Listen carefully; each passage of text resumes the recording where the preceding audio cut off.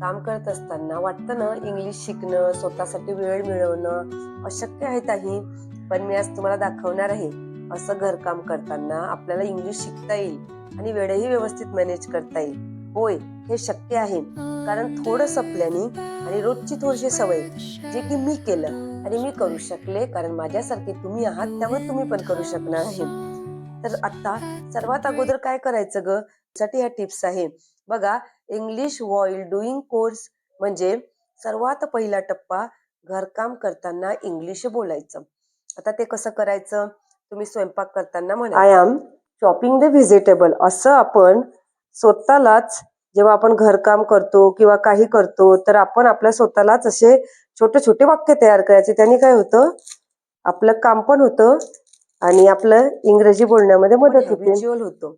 मग आता जेव्हा आपण घरात साफसफाई करतो तेव्हा काय म्हणायचं, I am dusting the shelves, I am sweeping the floor.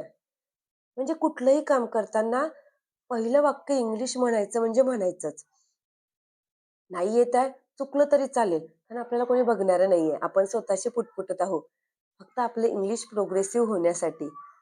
कपडे इस्त्री किंवा घडी घालताना काय म्हणू, मग समजा मी माझी साडी प्रेस करते, मुलांचे कपडे प्रेस करताय, I am folding the laundry and learning English, है ना.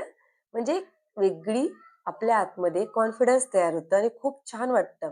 लक्षात ठेवा, ग्रामर परफेक्ट नसेल तरी चालेल, महत्वाचं काय आहे, बोलायची सवय लागावी एवढंच. घाबरू नका, जरा जरा करून छोटी छोटी वाक्य बोला. मी भरपूर आपल्या मोटिवेशनल पोस्टमध्ये तुम्हाला ती वाक्य दिलेली आहे आणि हीच खरी आपली इम्प्रूव्हमेंट आहे. मग आता दुसरा सर्वात महत्वाचा टप्पा म्हणजे कुठला, तर टाइम मॅनेजमेंट. मग आपण घरकाम, मुलं आणि स्वतःचा अभ्यास कसा सांभाळू, तर फक्त रोज 30 मिनिटं इंग्रजीसाठी राखून ठेवा.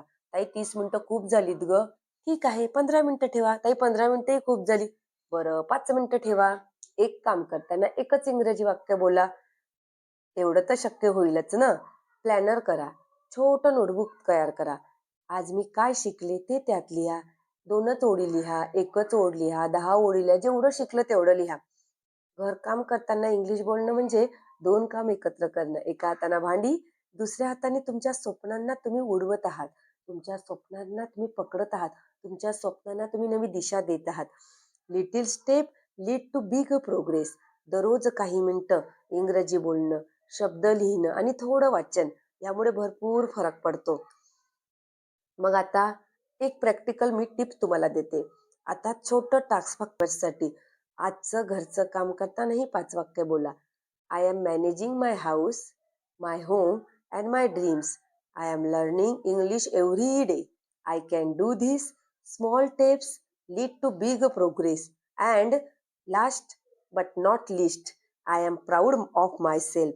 हे फक्त इंग्रजीसाठी नाही, तुमच्या मनाला कॉन्फिडन्स आणि एक पॉवरफुल मोटिवेशन देणारे आहेत. लक्षात ठेवा, घरकाम हा तुमचा अडथळा नाही, तुम्ही त्यात इंग्रजी शिकण्याची ताकद लावली आहे. रोज बोलणं, रोज प्रॅक्टिस करणं, थोड्या वेळाने तुम्हाला लगेच डिफरन्स दिसेल, लगेच फरक दिसेल. आणि थोड्या वेळाने नाही दिसणार, काही दिवसांनी दिसेल, एका महिन्याने दिसेल, पण दिसेल. कारण सगळ्याच गोष्टीची कुठे ना कुठे नोंद होत असते.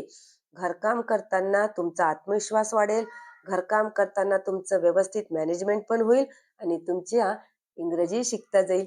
म्हणूनच टिप्स येणार आहेत. छोटा अभ्यास प्लॅन, इंग्रजी बोलण्याचे सोपे वाक्य.